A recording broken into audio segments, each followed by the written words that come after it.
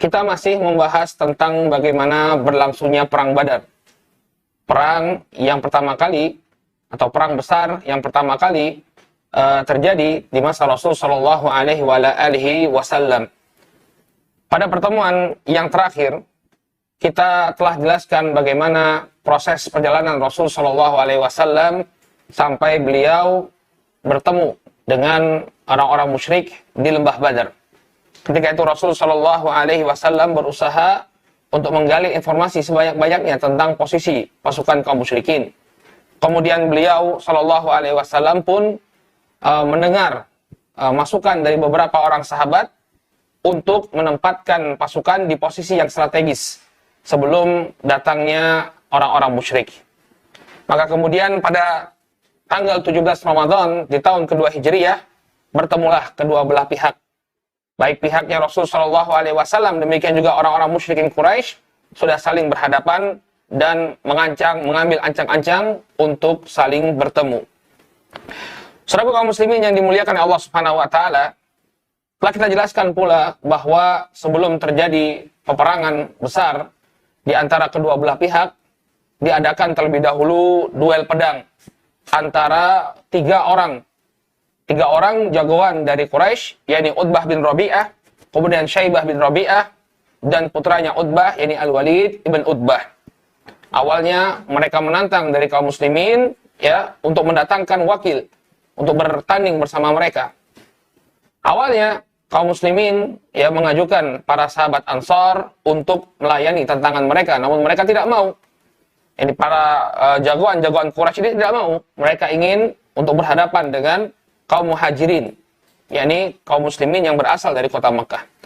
Maka kemudian Rasulullah SAW pun memerintahkan tiga orang sahabat yang mulia, Ubaidah bin Harith, kemudian Hamzah bin Abdul Muttalib, dan juga Ali bin Abi Thalib untuk menghadapi mereka.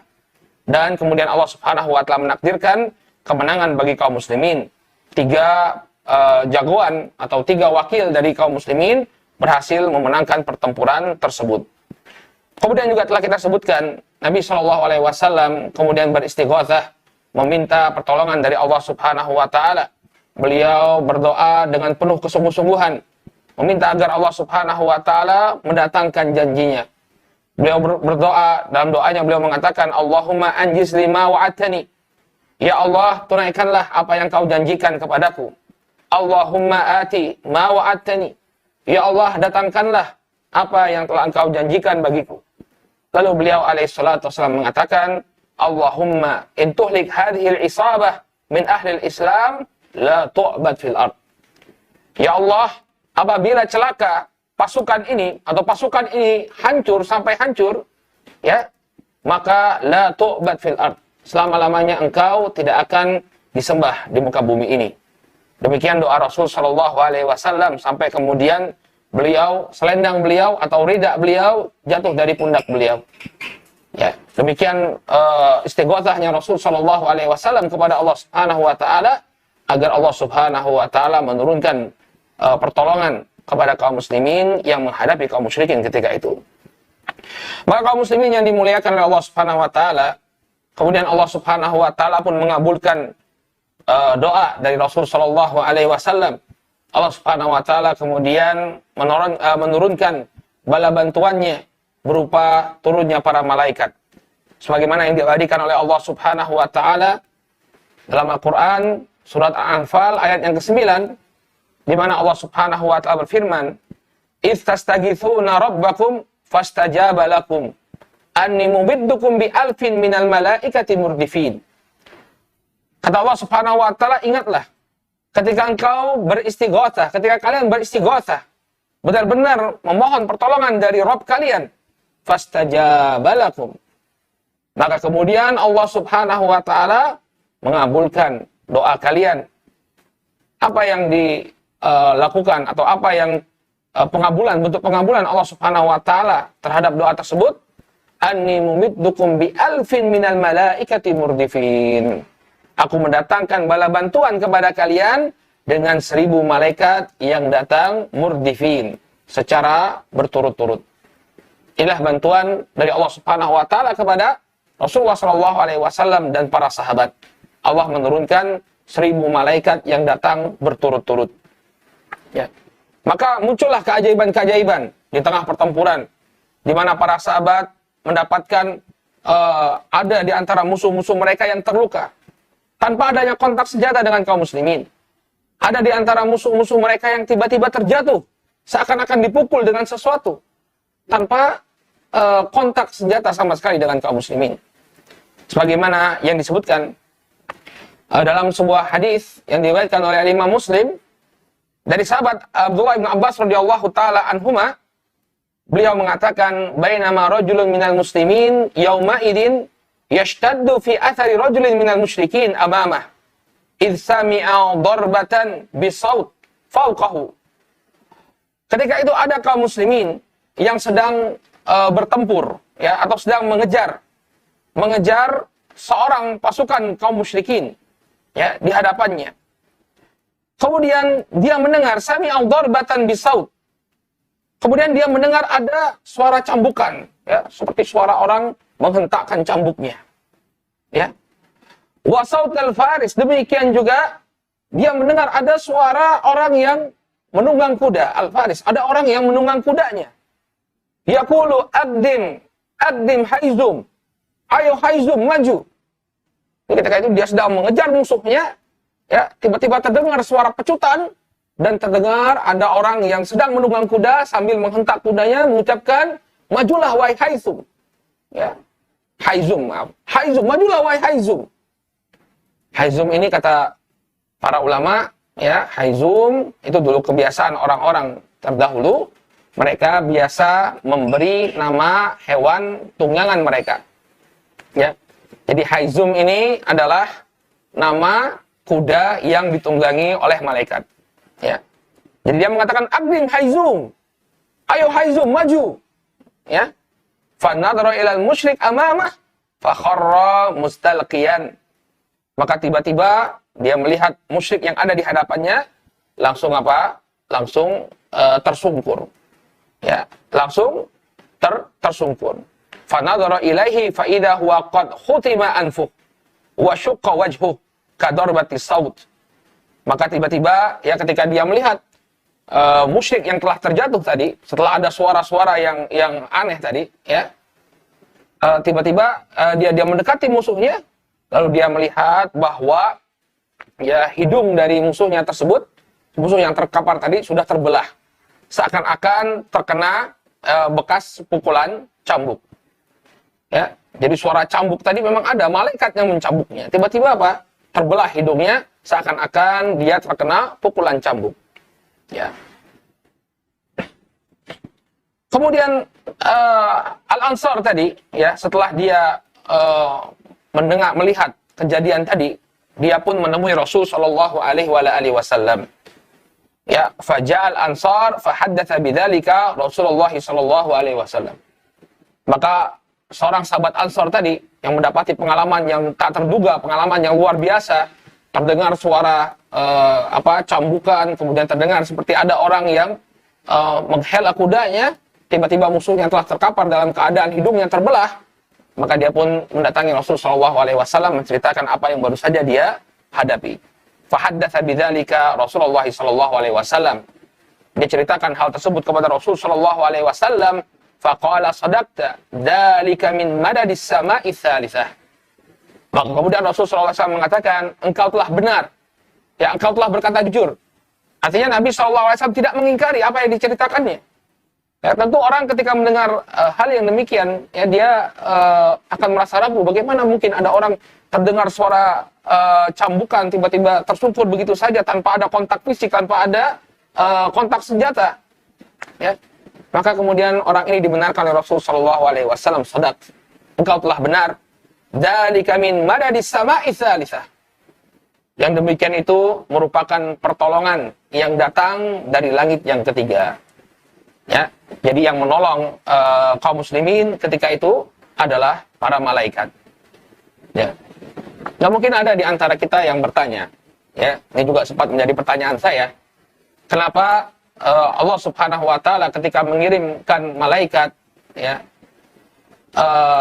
tergambar bahwa malaikat itu ikut berperang. Padahal cukup bagi Allah Subhanahu wa taala untuk mengirimkan malaikat Jibril misalnya, kemudian dengan satu kepakan sayapnya saja semua dari kaum musyrikin ya akan hancur binasa. Ya, kita tahu malaikat Jibril ya memiliki kekuatan yang sangat luar biasa. Kenapa Allah tidak kemudian mengutus malaikat Jibril lalu menghempaskan sayapnya ke tengah-tengah musuh? Pasti mereka semua akan hancur. Nah, di sini ada sebuah hikmah. Allah Subhanahu wa taala pertama ingin menunjukkan bahwa Allah memberikan pertolongan kepada kaum muslimin. Allah tidak akan membiarkan mereka. Ya. Nabi SAW sudah beristighotsah kepada Allah Subhanahu wa taala, meminta bantuan Allah Subhanahu wa taala. Maka Allah memberikan bantuan kepada beliau alaihi salatu wassalam dan para sahabat. Ini mumiddukum bi alfin minal malaikati murdifin. Ya, atau sebelumnya kata Allah fastajaba lakum, aku kabulkan bagi kalian. Ya. Jadi kedatangan para malaikat ini bentuk pengkabulan Allah Subhanahu wa taala terhadap istighotsahnya Rasul alaihi salatu wassalam. Kemudian juga Allah ingin mengajarkan ya agar kaum muslimin itu berusaha. Betul, pertolongan Allah Subhanahu wa taala itu akan datang. Akan tapi perlu ada usaha. Makanya kita akan dapati banyak sekali kisah-kisah heroik yang terjadi pada perang Badar. Ya. Jadi bantuannya Allah Subhanahu wa taala bukan kemudian sekali terjangan sayap malaikat Jibril kemudian selesai peperangan. Enggak, Allah ingin agar kaum muslimin berperang, berusaha, menunjukkan bagaimana pembelaan mereka terhadap agama Allah Subhanahu wa taala. Ya. Dan Allah ingin nanti ketika peperangan itu berlangsung, ada yang mati syahid di antara kaum muslimin. Ya. Jadi Allah mampu sebenarnya menghancurkan pasukan kaum musyrikin ya dengan sekali kepakan sayap saja dari malaikat Jibril alaihissalam. Tapi itulah hikmah yang disebutkan oleh para ulama mengapa Allah Subhanahu wa taala memberikan bantuan kepada kaum muslimin namun secara bertahap. Ya, artinya tidak langsung dalam bentuk menghancurkan secara keseluruhan, menghancurkan seluruh pasukan kaum musyrikin secara keseluruhan. Ya. Nah, kemudian saudaraku kaum muslimin yang semoga dimuliakan oleh Allah Subhanahu wa taala. Rasul kita sallallahu alaihi wasallam di tengah pertempuran ya, beliau tidak hanya berada di bagian belakang pasukan saja. Beliau sallallahu alaihi wasallam berada di barisan terdepan, memberikan semangat kepada pasukan kaum muslimin. Bahkan beliau alaihi salatu wasallam ikut berperang bersama mereka di barisan terdepan. Ya. Ini menunjukkan kepemimpinan yang luar biasa dari Rasul sallallahu alaihi wasallam. Ya.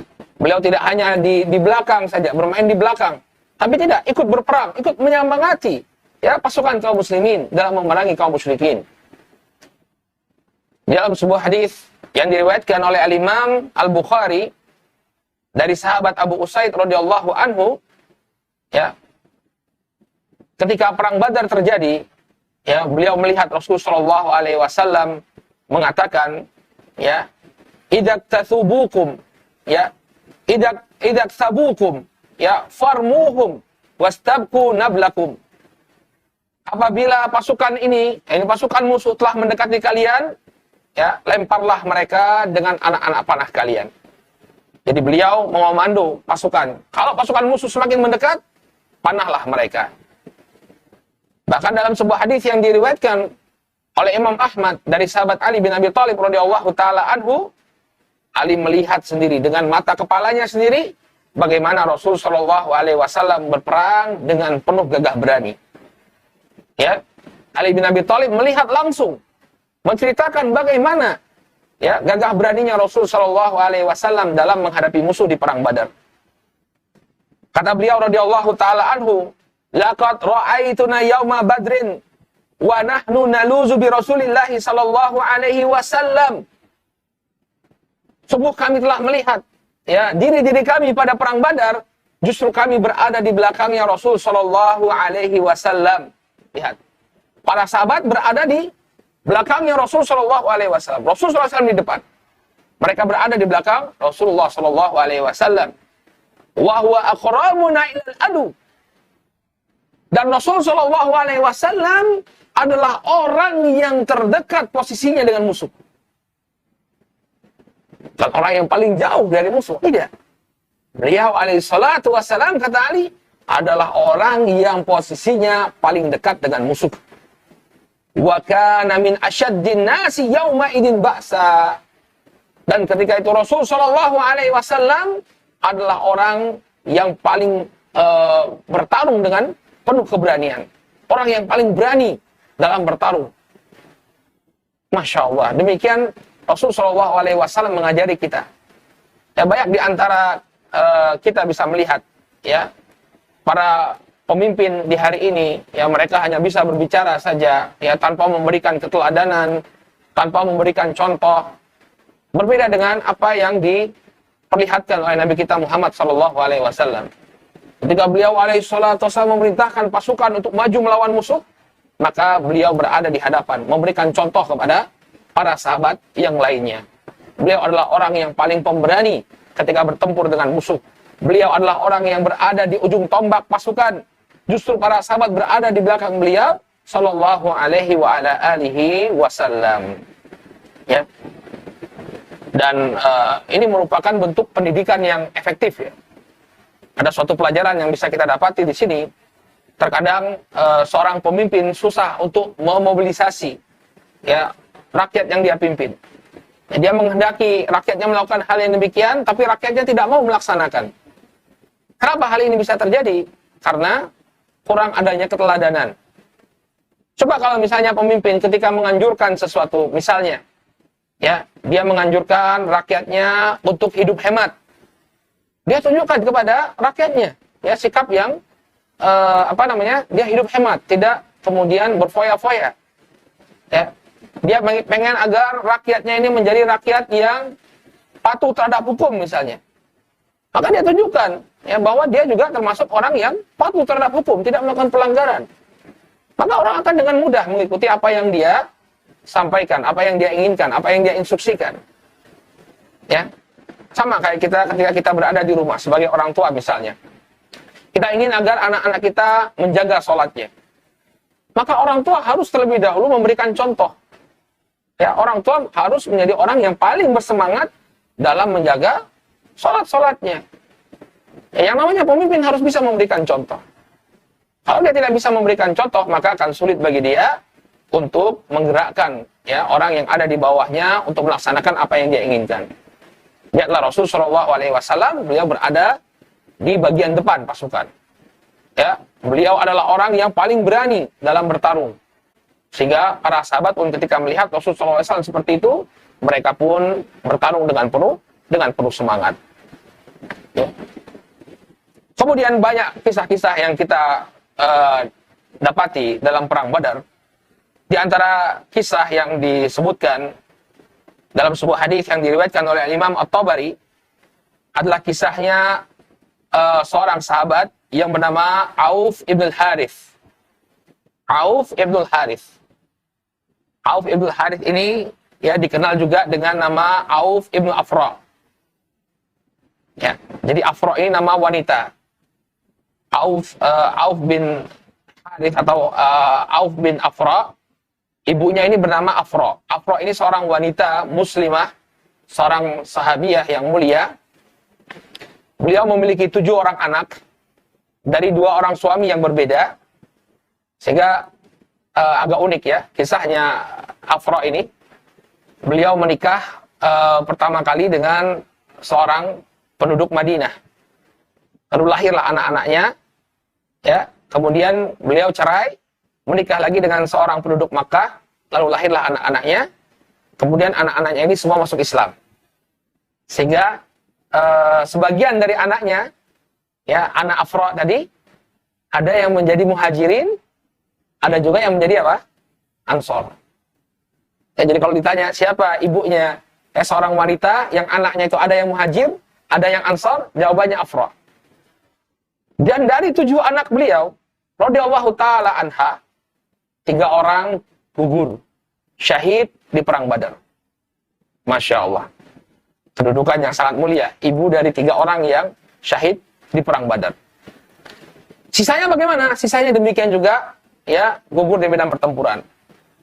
Ya, jadi kalau antum membaca biografinya sahabat yang bernama Afra, ya, seorang wanita yang bernama Afra, Ya, ini luar biasa. Punya 7 orang putra dari 2 suami yang berbeda, sebagiannya muhajirin, sebagiannya ansor, ketujuh-tujuhnya ya meninggal di medan pertempuran untuk membela kebenaran. Ya. Dan termasuk putra beliau yang membunuh Abu Jahal, nanti kita akan bacakan riwayatnya. Termasuk putra beliau yang membunuh ya Abu Jahal. Nah, ketika itu salah seorang putra Afra ini yang bernama Auf ya, mendatangi Rasul sallallahu alaihi wasallam. Kemudian dia mengatakan kepada Rasul sallallahu alaihi wasallam, "Ma yudhiku ar-rabba min abdih." Ya Rasulullah, ma yudhiku ar-rabba min abdih. Wahai Rasulullah,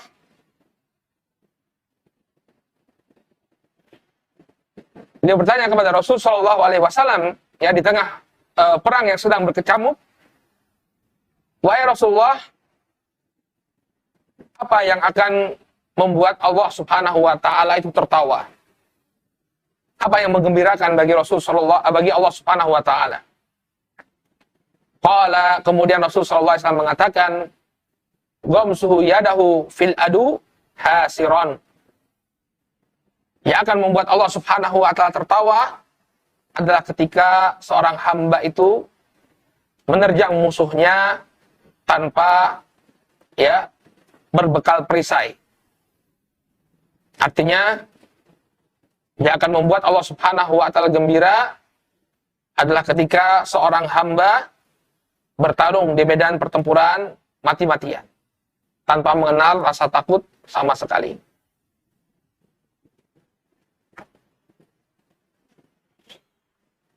Kemudian apa yang dilakukan oleh Auf ibn Afra? Fanaza'a dir'an kanat alaih.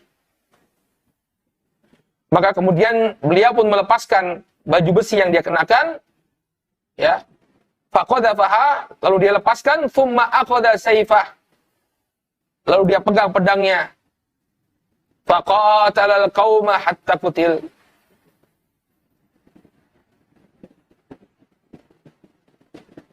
Maka kemudian beliau mengambil pedangnya, lalu beliau menyerang pasukan musuh sampai kemudian beliau terbunuh di medan pertempuran. Ini kisahnya Auf ibn al-Harith atau yang dikenal dengan Auf ibn Afra. Ya, bagaimana dia ingin membuat Allah Subhanahu wa taala tertawa. Maka dia pun menyerang musuh dengan penuh keberanian sampai kemudian dia pun mendapatkan syahid di medan pertempuran tersebut. Kemudian saudaraku kaum muslimin yang dimuliakan oleh Allah Subhanahu wa taala, kisah keberanian para sahabat ya tidak hanya sampai di situ. Kita juga bisa melihat bagaimana kisah terbunuhnya Abu Jahal laknatullah alaih. Gembong kesyirikan, gembong kekufuran. Yang kemudian Allah Subhanahu wa taala hinakan dia, dikalahkan oleh 2 orang sahabat yang masih sangat muda. Kisah kalahnya Abu Jahal atau terkaparnya Abu Jahal di medan pertempuran ini dikisahkan oleh sahabat yang mulia Abdurrahman bin Auf radhiyallahu taala anhu dalam sebuah hadis yang diriwayatkan oleh Imam Al-Bukhari dan Muslim. Abdurrahman bin Auf bercerita, "Bainana ana waqifun fi shaf yauma badrin, fanadartu an yamini wa an shimali, fa idza ana bi gulamaini minal ansar, hadithatin asnanuhuma." Ketika itu aku sedang berada di barisan pasukan pada perang Badar. Fanadartu an yamini wa an shimali. Kemudian aku memperhatikan sekitarku, apa yang ada di kananku dan apa yang ada di kiriku. Fa idza ana bi gulamaini minal ansar. Ternyata di dekatku ada 2 orang pemuda dari kalangan Ansar. Hadithati asnanuhuma. Ya. Usia mereka masih teramat muda. Tamanaitu an akuna baina adla minhuma. maka aku ingin berada di antara mereka. Faghabazani ahaduhuma. Maka kemudian salah seorang dari pemuda tersebut memberikanku isyarat. Ya, mengerjapkan ya matanya, kemudian memberikan isyarat kepada Abdurrahman bin Auf. Lalu apa yang dikatakan pemuda tersebut kepada Abdurrahman bin Auf? Faqala ya ammi, hal ta'rifu Aba Jahl? Wahai paman, apakah engkau tahu yang mana yang namanya Abu Jahal? Qultu na'am. Maka Abdurrahman bin Auf mengatakan, tentu aku mengetahuinya. Abdurrahman bin Auf, seorang muhajir, ya, seorang dari kalangan muhajirin, beliau sangat mengenal sosok Abu Jahal. Kemudian dia mengatakan kepada pemuda tersebut, ya, ma hajatuka ilaihi yabna akhi? Apa yang menjadi hajatmu terhadap dirinya, wahai putra saudaraku? Ibnu akhi, ya, secara literal artinya putra saudaraku, keponakanku. Ini panggilan bagi orang yang lebih muda atau orang yang seumuran dengan anak kita. Jadi ini menunjukkan diperbolehkannya kita memanggil orang yang tidak memiliki hubungan nasab dengan kita dengan panggilan yabna akhi. Wahai putra saudaraku, wahai keponakanku. Wahai keponakanku, apa hajatmu? Apa keperluanmu dengan Abu Jahal? Ya. Coba perhatikan ini saudaraku kaum muslimin yang dimuliakan oleh Allah Subhanahu wa taala. Apa yang menyebabkan dia, ya, pemuda ini mencari-cari Abu Jahal? Qala ukhbirtu annahu yasubbu Rasulullah sallallahu alaihi wasallam. Aku dikabarkan bahwa dia telah mencela Rasul sallallahu alaihi wasallam. Lihat bagaimana pengagungan sahabat kepada Rasul sallallahu alaihi wasallam. Dia tidak terima Rasul sallallahu alaihi wasallam dilecehkan. Dia tidak terima Rasul sallallahu alaihi wasallam direndahkan. Mana orang yang berani melecehkan Rasulullah? Mana orang yang berani merendahkan Rasul sallallahu alaihi wasallam? Seorang pemuda. Ya. Dan kita bisa melihat, ya, di hari-hari ini orang merendahkan Rasul sallallahu alaihi wasallam tanpa ada orang yang berani untuk menindaknya. Bicara dengan lantang menghina Rasul sallallahu alaihi wasallam tanpa ada tindakan. Coba lihat apa yang dilakukan oleh pemuda ini. Dia bertanya kepada Abdurrahman bin Auf, ya, mana Abu Jahal? Kenapa kau mencari Abu Jahal? Aku dikabarkan bahwa dia yasubbu Rasul sallallahu alaihi wasallam. Dia mencela Rasul sallallahu alaihi wasallam. Ya. Kemudian pemuda itu mengatakan kepada Abdurrahman bin Auf, walladzi nafsi biyadi la in ra'aituhu la yufariqu sawadi sawadah. Demi Allah yang jiwaku berada di tangannya, apabila aku melihatnya, aku mendapatinya, maka, ya, kedua bayangan kami tidak akan berpisah. Hatta yamutal a'jalu minna, sampai salah seorang di antara kami mati duluan. Hidup, ya, dia yang mati, imma dia yang mati atau aku yang mati. Ya. Imma dia yang mati atau aku yang mati. Ya. Fata'ajabtu lidzalik. Maka aku pun merasa takjub, kata Abdurrahman bin Auf. Bagaimana bisa seorang pemuda memiliki keberanian yang luar biasa, ya, ingin membunuh orang yang melecehkan Rasulullah Shallallahu alaihi wasallam. Ya, maka bayangkan, bandingkan dengan pemuda di masa kita. Ya, bandingkan di masa kita dengan pemuda di masa kita. Kebanyakan di antara mereka tidak memiliki kecemburuan sama sekali terhadap agama, bahkan justru mereka menjadi bagian dari orang-orang yang suka melecehkan agama, menjadikan agama sebagai bahan olok-olokan, menjadikan agama sebagai bahan untuk direndahkan, ya, dijadikan lelucon oleh mereka. Tapi lihat pemuda di masa Rasul sallallahu alaihi wasallam tidak terima dia Rasul sallallahu alaihi wasallam dicela. Ini pemuda yang pertama. Bagaimana dengan pemuda yang kedua?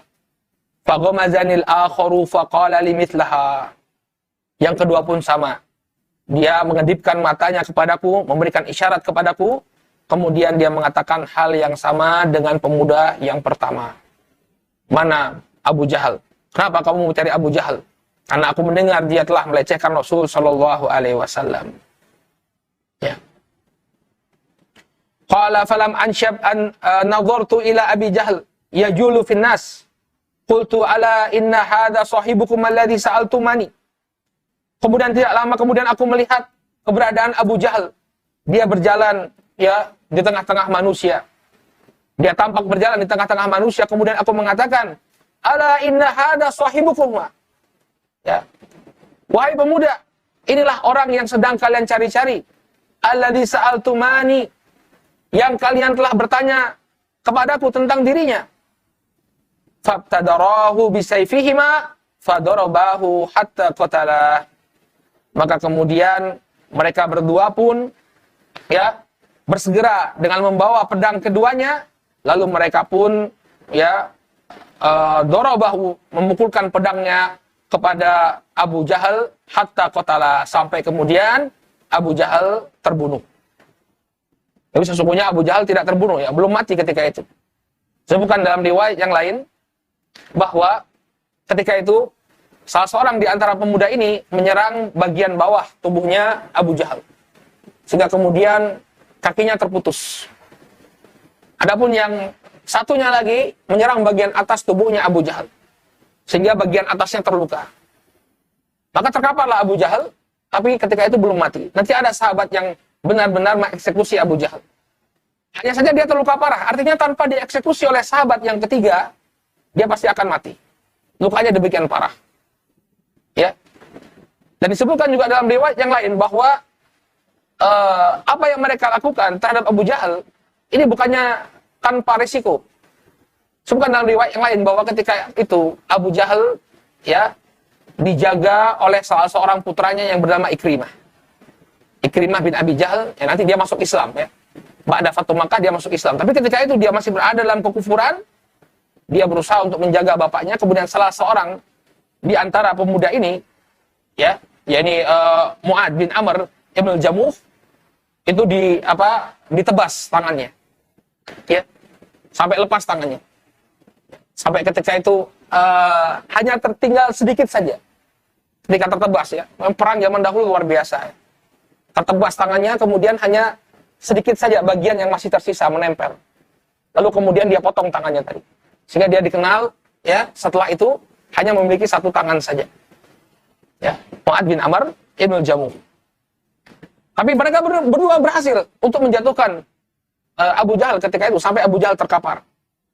Tsumman sarafa ila Rasulillah sallallahu alaihi wasallam fa akhbarah.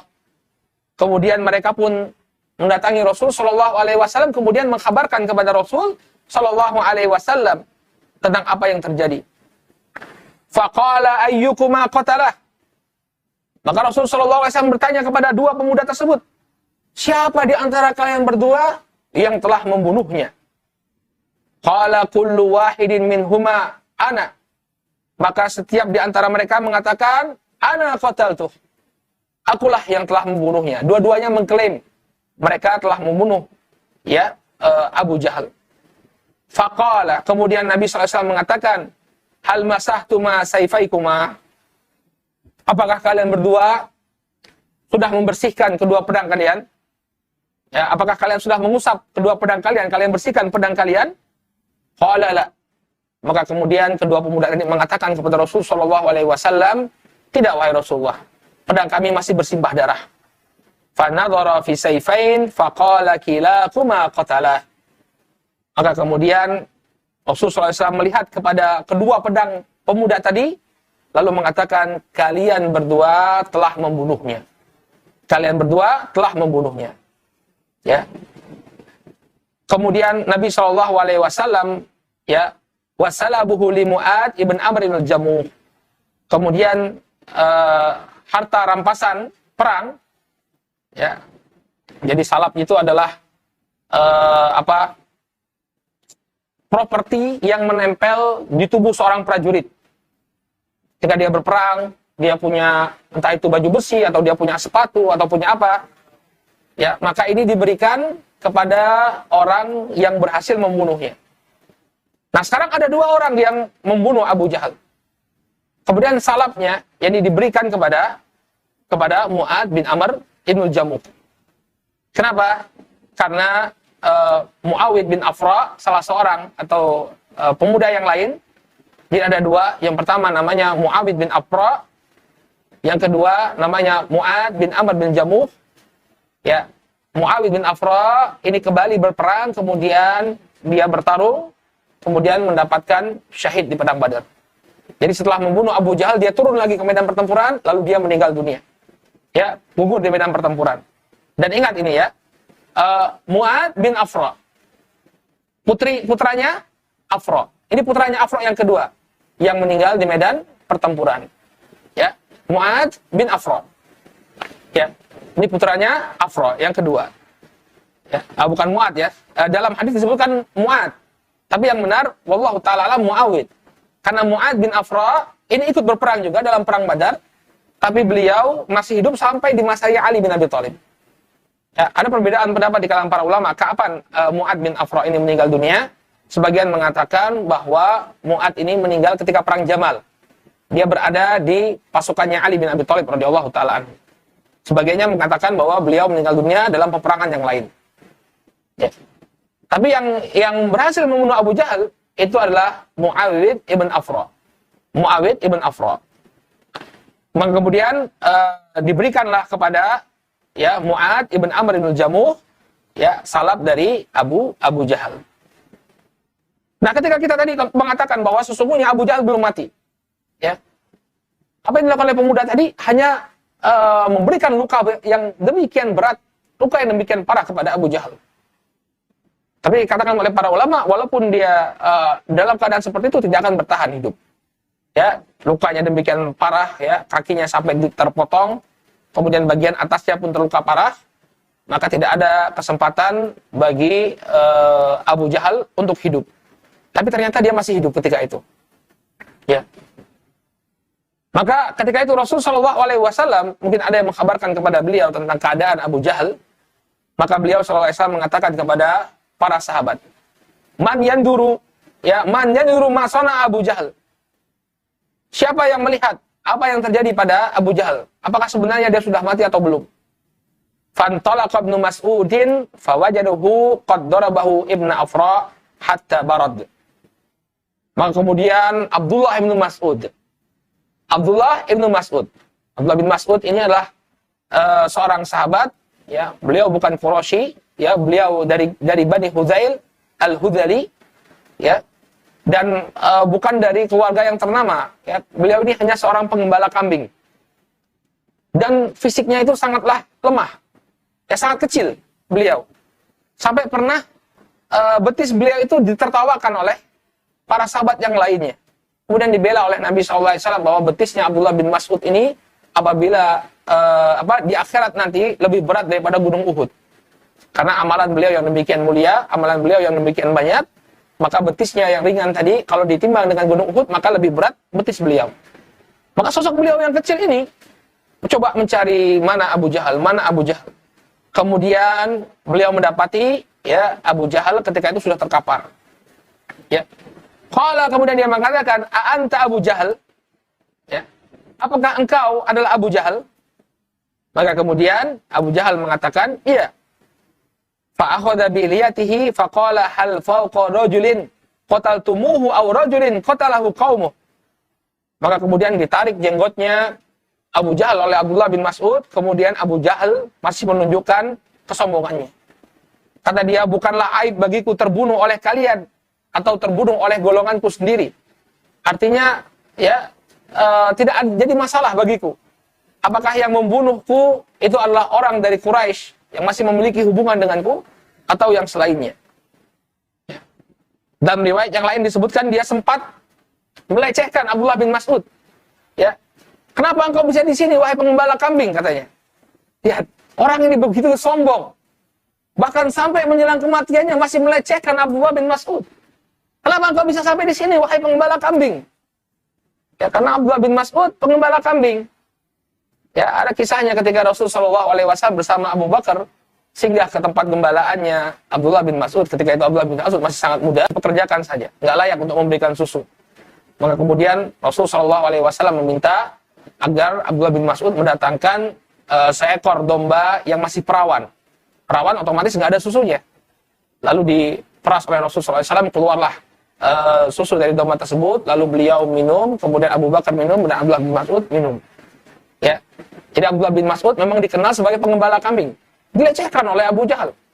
Ya, kenapa engkau bisa sampai di sini, wahai pengembala kambing?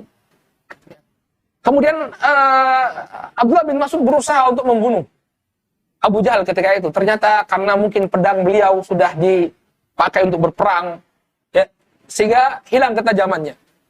Lalu dia pun mengambil pedangnya Abu Jahal, lalu dia pun membunuh. Ya, kemudian dia fadarabtuhu hatta barut. Kemudian aku pukul kembali, ya, aku pukulkan kembali pedang tersebut kepada Abu Jahal sampai kemudian dia terkapar. Ya, maka kemudian Abdullah bin Mas'ud melapor kepada Rasul Shallallahu Alaihi Wasallam tentang apa yang baru saja terjadi. Maka kemudian kata Rasul Shallallahu Alaihi Wasallam, Alhamdulillahilladzi sadaqa wa'dah wa nasara abdah. Ya. Segala puji bagi Allah Subhanahu Wa Taala yang telah benar apa yang Dia janjikan dan telah memberikan pertolongan kepada hambanya. Lalu kemudian Rasul Shallallahu Alaihi Wasallam minta ditunjukkan mana jasadnya Abu Jahal. Kemudian beliau mengatakan, Hada Fir'aunu hadhil ummah. Ya, dia ini adalah Fir'aunnya umat ini, kata Rasul Shallallahu Alaihi Wasallam. Orang yang sangat sombong sampai di akhir kehidupannya masih melecehkan orang lain, masih melecehkan Abdullah bin Mas'ud. Ya, padahal gak ada lagi harapan bagi dia. Ya, orang sombong. Ya, kalau Fir'aun mengatakan apa? Ana rabbukumul a'la. Aku adalah Rabb kalian yang maha tinggi. Ya, tidak mau beriman kepada Nabi Musa alaihissalam, maka keberadaannya sama dengan Abu Jahal yang sampai di akhir hayatnya tetap sombong, ya, tidak mau menerima kebenaran. Kemudian juga pada perang Badar ini terbunuh salah seorang tokoh Quraisy yang bernama Umayyah bin Khalaf. Umayyah bin Khalaf, saudaraku kaum muslimin yang dimuliakan Allah, ya, kita kenal sebagai sosok yang demikian kejam, menyiksa kaum muslimin yang beriman. Di antara sosok yang paling banyak beliau siksa adalah sahabat Bilal ibn Rabah radhiyallahu taala anhu. Ketika itu Bilal ini statusnya masih sebagai budaknya Umayyah atau budak dari anak-anak yang berada dalam perwalian Umayyah ketika itu, Umayyah bin Khalaf. Maka disiksa Bilal sedemikian rupa, ya, ketika itu dipasangkan seutas tali di leher Bilal, kemudian Umayyah memerintahkan agar anak-anak menarik Bilal seperti hewan. Jadi Bilal ditarik, ya, berlari-lari mengelilingi kota Makkah. Ya.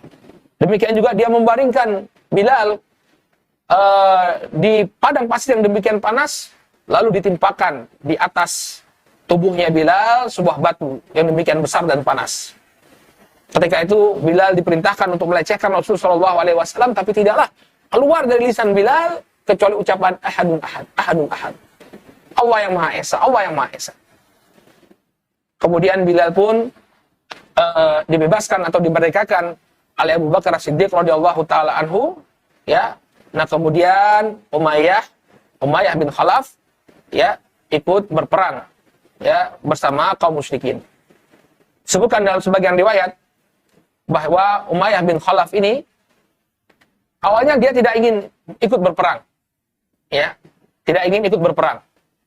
Karena ketika Sa'ad bin Mu'ad, salah seorang pembesar kaum Ansor, berkunjung, nah, telah kita sebutkan dalam beberapa pertemuan yang lalu, ya, salah satu bukti bahwa Quraisy itu dalam keadaan perang dengan kaum muslimin adalah ancaman yang diberikan oleh penduduk Makkah kepada Sa'ad bin Mu'ad.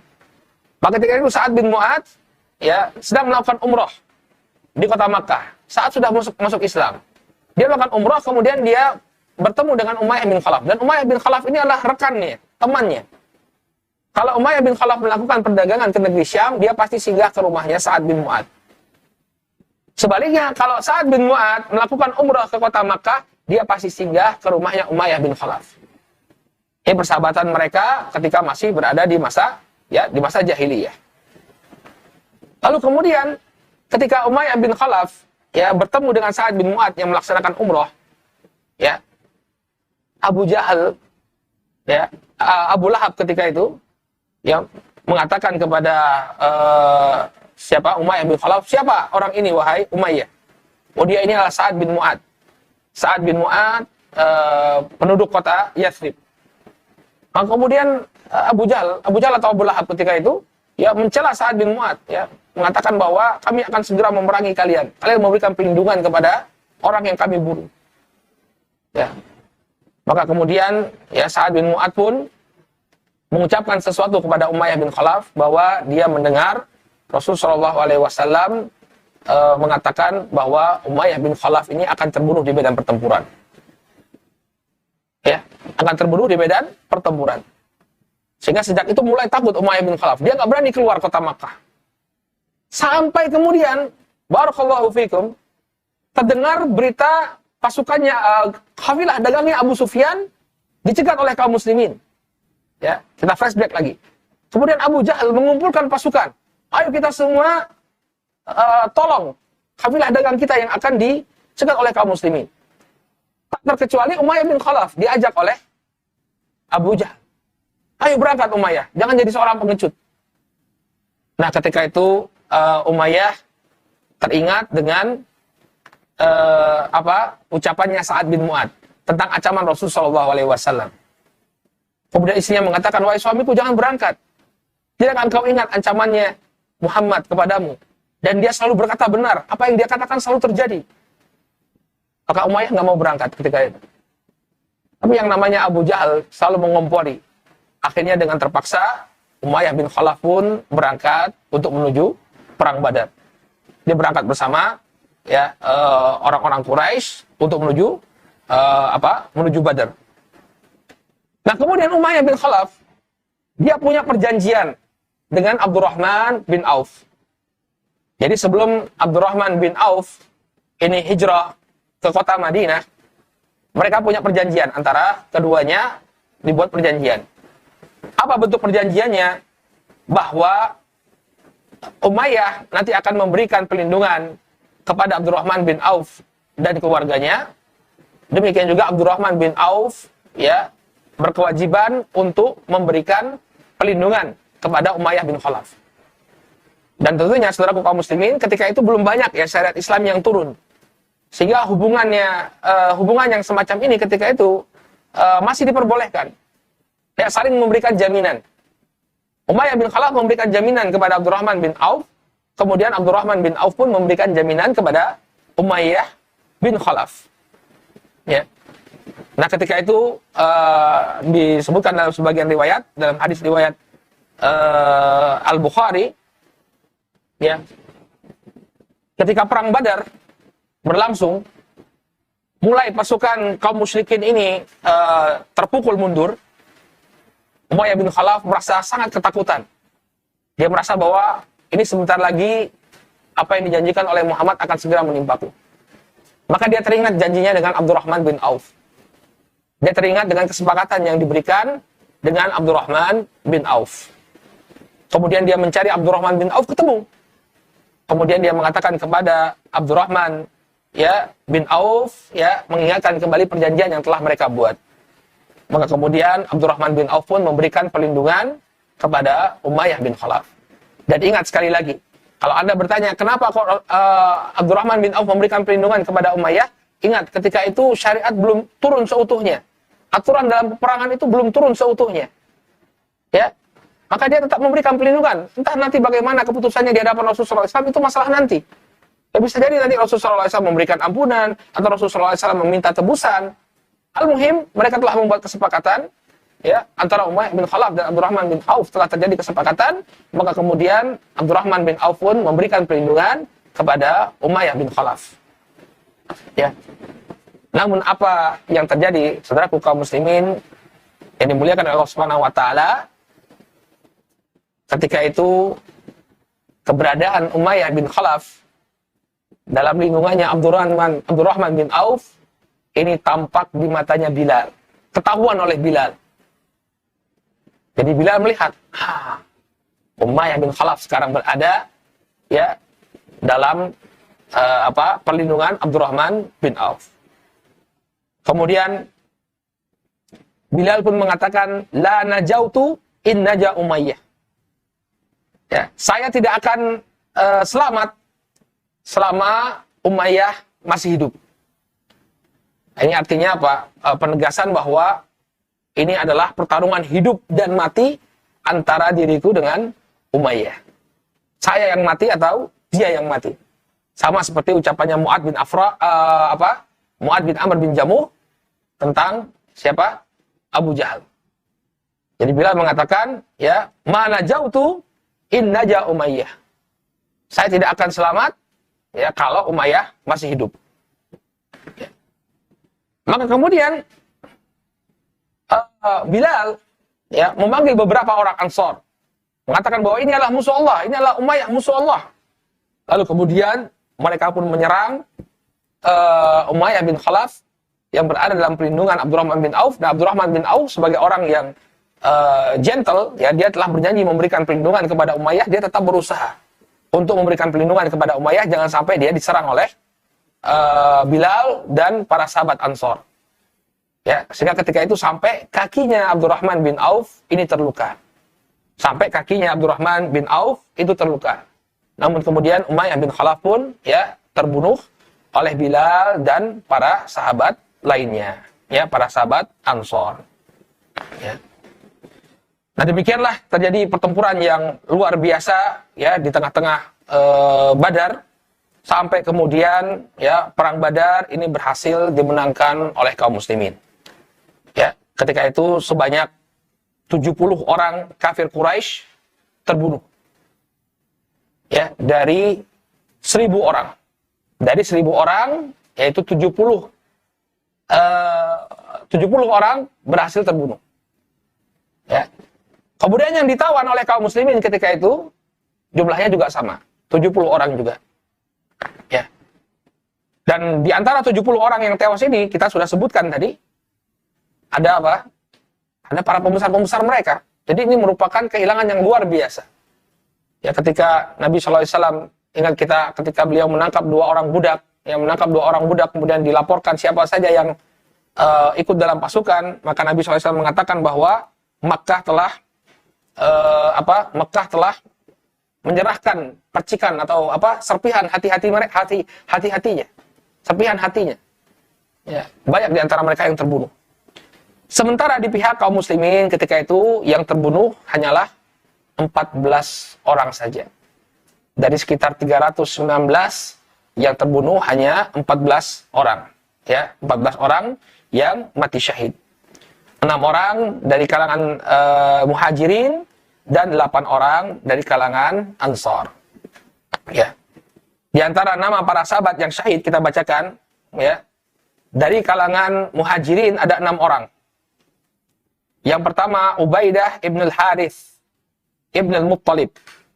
Ya. Ubaidah ibn al-Harith.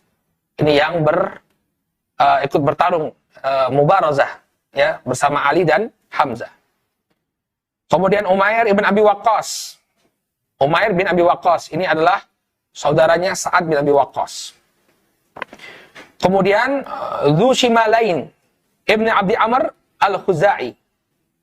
Ya, Dzu Shimalain ibn Abdi Amr al-Khuzai. Ya. Kemudian Aqil bin Bukair al-Laitsi. Aqil bin Bukair ini juga putranya Afra. Jadi Afra itu menikah dengan Al-Harith, ya, yang orang Madinah. Kemudian ketika dia pindah ke Makkah, dia nikah dengan Bukair al-Laitsi. Kemudian dapat anak Aqil. Ya, Aqil ini termasuk dari kalangan muhajirin. Aqil bin Bukair al-Laitsi. Kemudian Mahja, Maula Umar bin Khattab. Ada yang namanya Mahja, ya, budaknya Umar bin Khattab. Kemudian Al-Harith bin Safwan Al-Fihri, ya, seorang Quraisy. Ini 6 orang sahabat yang syahid dari kalangan orang-orang muhajirin, dari kalangan sahabat muhajirin. Kemudian dari kalangan Ansar ada 8 orang. Ya. 2 orang dari Aus, sisanya yang 6 dari Khazraj. Ya, di antara sahabat yang meninggal dunia dari kalangan Ansar, yang pertama Sa'ad ibn Khaythamah. Sa'ad ibn Khaythamah. Ini dari kalangan Aus. Ya. Kemudian Mubashir bin Abdul Munzir. Ini juga dari kalangan Aus. Baru kemudian dari kalangan Khazraj, Yazid ibn al-Harith. Kemudian Umair ibn al-Humam. Ini yang makan kurma. Ingat kisahnya kemarin ya? Yang dia makan kurma, kemudian dilempar kurmanya. Kalau saya makan kurma terlebih dahulu, akan banyak waktu yang terbuang. Ya.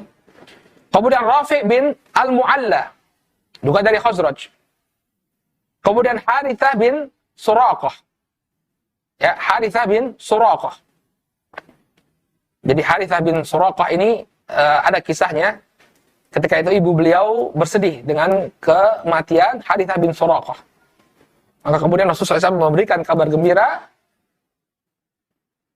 Ya, tidak perlu merasa bersedih.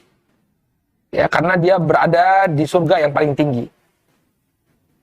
Harithah bin Suraqah. Kemudian Auf ibn al-Harith. Ya, Auf ibn al-Harith. Tadi kisahnya telah kita sebutkan, yang dia bertanya, apa yang membuat Allah tertawa? Ini juga putranya Afra. Kemudian Muawid bin Harith. Muawid ibn al-Harith. Ini saudaranya Auf, juga putranya Afra. Jadi 3 putranya Afra yang wafat, yang gugur di perang Badar. Ya, Aqil bin Bukair, Auf ibn al-Harith, dan Mu'ad ibn al-Harith. Ya. Maka kemudian ya, para sahabat Nabi SAW dimakamkan di medan pertempuran. Bisa diperlihatkan mungkin makam para sahabat Badar, syuhada Badar. Nah, ini makam mereka. Ya, jadi dimakamkan di sana. Adapun dan dimakamkan ya, para syahid ya tidak dimandikan, tidak disolatkan, dan dimakamkan dengan pakaian-pakaian mereka. Ya, dimakamkan dengan pakaian-pakaian mereka yang kata Nabi SAW nanti ketika pada hari kiamat nanti mereka akan dibangkitkan oleh Allah Subhanahu wa taala dengan pakaian yang berlumuran darah. Hanya saja ya darahnya akan berbau misik. Adapun kaum musyrikin ya, mereka dikuburkan dalam sebuah sumur. Ya, ada sebuah sumur yang tidak lagi aktif. Kemudian mereka dimasukkan ke dalam sumur tersebut, lalu dibenamkan di dalamnya. Nah, baik. Mungkin demikian apa yang bisa kita sampaikan di pertemuan sore hari ini. Insya Allah pembahasan kita tentang Perang Badar ini masih akan ada kelanjutannya. Karena ada beberapa peristiwa yang terjadi pasca Perang Badar, di antaranya bagaimana pembagian ghanimah, demikian juga perlakuan Nabi SAW. Tadi sudah kita sebutkan 70 orang, ada 70 orang yang tewas dari kalangan kaum musyrikin, dan 70 orang yang tertawan. Apa yang dilakukan oleh Nabi SAW terhadap para tawanan? Dan di sana ada sedikit perbedaan pendapat antara Rasulullah SAW, Abu Bakar dan Umar tentang bagaimana memperlakukan tawanan. Ya, ini juga masih termasuk pembahasan Perang Badar. Baik. Ada beberapa pertanyaan. Ya. Pertanyaan yang pertama, ini pertanyaan dari pertemuan kemarin. Apakah benar bahwa seorang yang mati syahid ya tidak akan mendapatkan fitnah kubur? Jawabannya iya. Ya. Salah satu golongan yang tidak akan mendapatkan fitnah kubur adalah orang yang mati syahid. Ya. Dalam sebuah hadis ada sahabat yang bertanya kepada Rasulullah SAW, ma balul mu'minin yaftanuna fi quburihim illa syahid. Wahai Rasulullah, ada apa? Mengapa kaum mukminin mereka diuji di dalam kubur-kubur mereka kecuali orang yang mati syahid? Kenapa orang yang mati syahid tidak diuji? Maka kata Rasulullah SAW, kafa bibariqati saif atau kafa bibariqati as-suyuf ala ra'sihi fitnah. Cukuplah ujian bagi seorang yang mati syahid, kilatan pedang di atas kepalanya. Jadi ketika dia berperang untuk menegakkan kalimatullah, dia melihat kilatan pedang yang ada di atasnya, ini sudah merupakan ujian bagi seorang yang mati syahid, sehingga dia tidak lagi diuji oleh Allah Subhanahu wa taala di kuburnya. Baik. Kemudian pertanyaan selanjutnya, bolehkah kita mentakyin para sahabat ahli Badar secara individu bahwa mereka mati syahid? Jazakumullahu khairan.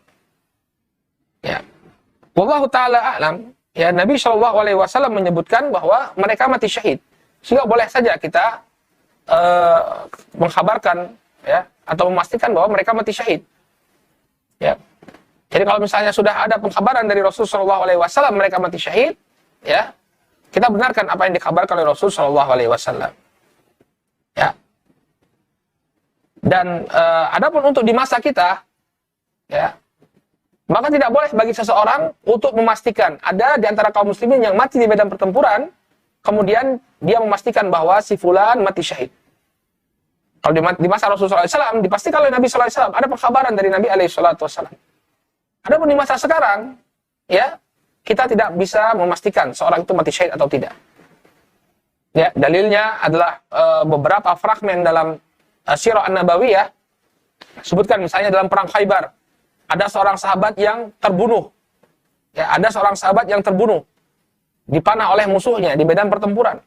Maka kemudian para sahabat mengatakan hani'an lahu. Ya, amat senang keadaannya. Ya, dia sangat dia akan sangat berbahagia. Ternyata diingkari oleh Nabi SAW, tidak. Ya. Dia mungkin disiksa, dia akan disiksa. Kenapa? Karena dia menyembunyikan harta rampasan perang. Demikian juga di salah satu perang ada di antara para sahabat, ya, yang bertarung dengan demikian hebatnya, kemudian dia menemui ajalnya dalam pertempuran. Maka orang-orang pun memuji dia, ya, memuji dia, seakan-akan dia telah mati syahid. Nabi SAW justru mengatakan, huwa min ahlun nar, huwa min ahlin nar. Dia dari kalangan penduduk api neraka. Ya, apa yang terjadi? Ternyata ada di antara para sahabat yang menyaksikan bahwa orang ini ketika dia berperang dengan demikian gagah berani, dia terluka parah, lalu dia tidak sabar terhadap luka yang dia derita, lalu dia membunuh dirinya. Dari kedua kisah ini, para ulama mengatakan bahwa kita tidak boleh memastikan seseorang itu mati syahid. Kenapa? Kita nggak tahu apa yang ada di baliknya. Adapun para sahabat ridwanullah alaihim ajmain, ya, yang gugur di medan pertempuran, ya, yakin kita bahwa mereka termasuk dari kalangan para syuhada. Ya. Kemudian pertanyaan selanjutnya, ya, tentang Abu Jahal. Ya, Abu Jahal tidak diberikan hidayah oleh Allah Subhanahu wa taala sampai akhir kehidupannya. Bagaimana agar kita senantiasa mendapatkan hidayah agar meninggal dalam keadaan sebagai seorang muslim? Ya. Banyak yang dinasihatkan oleh para ulama bagaimana agar kita senantiasa mendapatkan hidayah dan keistiqomahan. Ya. Di antaranya adalah dengan konsisten senantiasa menuntut ilmu agama. Belajar, mempelajari agama. Jangan sampai kita putus dari majelis ilmu. Jangan sampai kita putus dari menuntut ilmu. Karena ini adalah suatu tanda kebaikan bagi diri seseorang. Dia akan senantiasa terbimbing dengan majelis ilmu. Nabi Shallallahu Alaihi Wasallam mengatakan, "Majuridillahu bihi khairan yufaqihu fid din." Barang siapa yang Allah kehendaki kebaikan padanya, maka Allah akan faqihkan dia, pahamkan dia terhadap agama ini.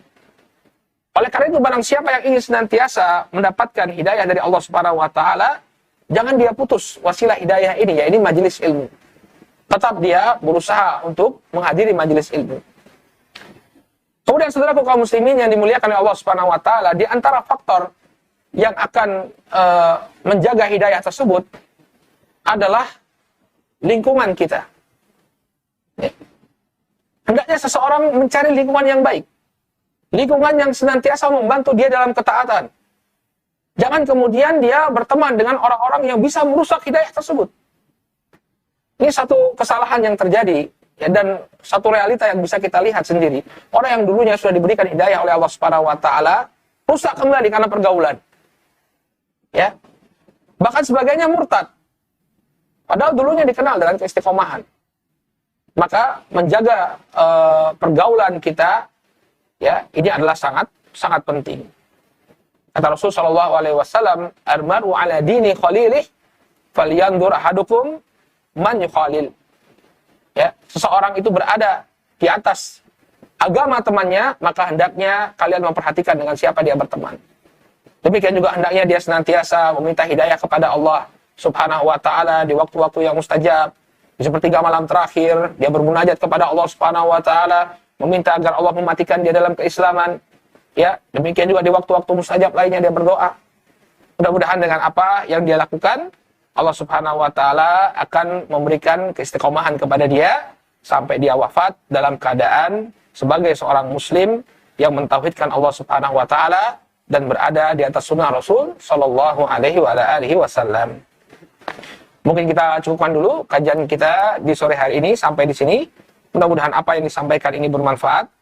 Ya, insyaallah pada pekan yang akan datang kita akan kembali lanjutkan pelajaran kita. Kita tutup dengan doa kafaratul majlis. Subhanakallahumma wa bihamdika asyhadu an la ilaha illa anta astaghfiruka wa atubu ilaik. Billahi taufiq wal hidayah. Wassalamualaikum warahmatullahi wabarakatuh.